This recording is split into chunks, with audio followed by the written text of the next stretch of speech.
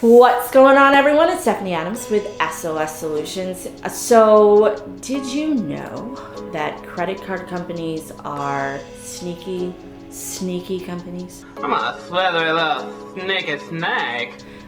As in, you're probably spending a heck of a lot more money than you need to with them. So let's talk about some of the things that credit card companies don't actually want you to know. Stay tuned.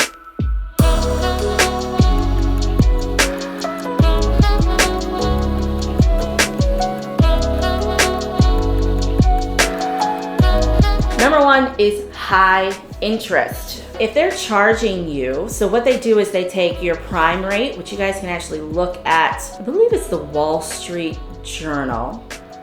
I'm pretty sure it's the Wall Street Journal, actually puts out the prime interest rates. And I think they actually post it daily. So they take that prime interest rate and then they add, it is in your credit card disclosures, they add a certain percentage to those interest rates based on your credit. So if you have good credit, it might be that they're going to add, 7 to 8%.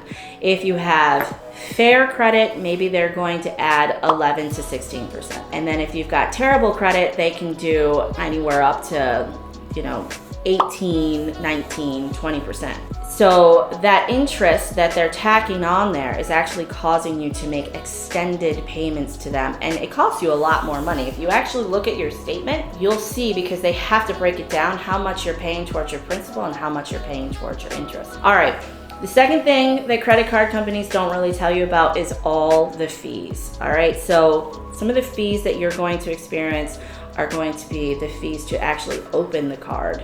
And you'll pay that every single year. There are some cards out there, I think I talked about this in one of my recent videos, that will actually break that fee up and charge you every month just to report to the credit bureaus. The second fee is late payment fees, which we all know you should not be making late payments on your credit cards, and definitely not 30-day late payments, but and it is in the disclosure when they're going to actually charge you that late payment. But a lot of people don't realize that if you don't pay the account on time, you will be charged late payment. I have seen some cards charge as much as $40 to $45 for late fees. So make sure that you're reading your credit card disclosures. Yes, you do get them when they send you the shiny new card. With that shiny new card is all sorts of credit disclosures as to what they can charge you. Another one is over the limit fees. I don't even understand how this works, honestly. If you are close to the max on your credit card, you should not be allowed to make an additional purchase, but some cards will allow you to do it. And when that happens, you're over the limit. And once you're over the limit, you're going to pay an additional fee. Some other ways that you can get over the limit is when your interest is added to a maxed out card, it will take you over the limit, and then you're going to get a fee for that as well. And if you have set up a budget and you're not accounting for that over the limit, then you're going to get additional fees because now you're over the limit and you're late because you didn't make the whole payment. So guys, budget. Get your finances straight and then pay attention to anything that you are making payments on. And here is my trick on interest. Credit card companies don't want you to know that you don't actually have to be in debt. You don't. You don't have to be in debt to have a credit score. You do have to show that you are using your cards, but you don't have to be in debt. And when I say you don't have to be in debt, I mean you don't have to be hundreds of dollars in debt, thousands of dollars in debt to get a credit score. You can literally be in debt $15, and $15 isn't really a debt. But what you're going to do, how you're going to beat these companies at their own game, is you're going to use your credit card only for your subscriptions.